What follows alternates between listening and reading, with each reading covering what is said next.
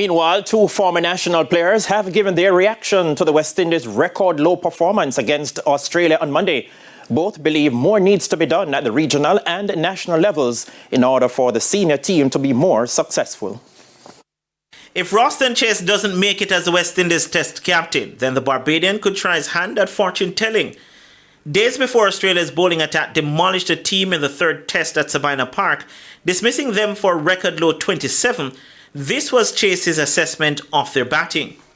We play first-class cricket to come here, but I don't think all first-class cricket is a good judge to bring you to international level, because in most first-class teams is probably a one or two good bowlers, but in this lineup obviously it's four guys top 10.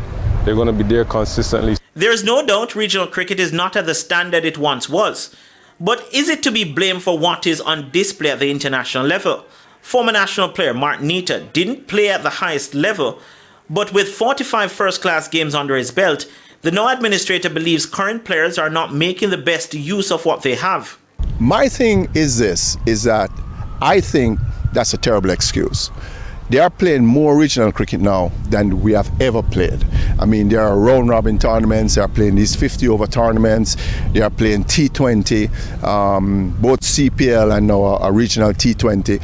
They are playing much more cricket than I certainly played in my time.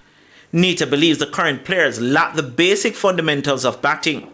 We don't see anybody on this West Indies side with that kind of temperament, that kind of mindset, that kind of ability to think through the game, to plan an innings, to structure something, build partnerships so that the team can be successful.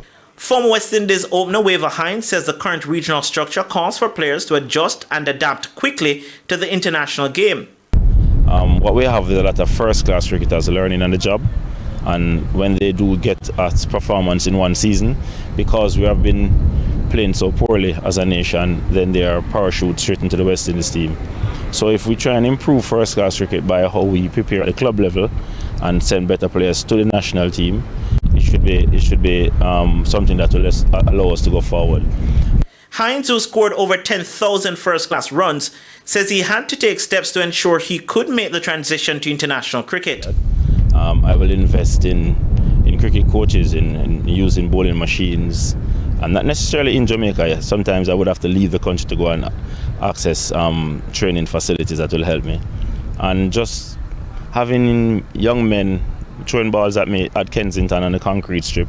So you'll have to make a plan. You'll have to make a plan, see where you are, ultimately where you want to go, and then devise a plan that will take you from where you are to where you want to go, and which is repeatable and sustainable. The embarrassment of the defeat on Monday has also made an impression on at least one young mind, as Alexandre Elliott is disappointed with what he saw. I say lack of patience, you see, because we had 2 days to chase on 204, and waiting ball over 27 is serious disappointment, because some of these players, people look up to them, and very, very disappointing. Renardo Brown for TVJ Sports.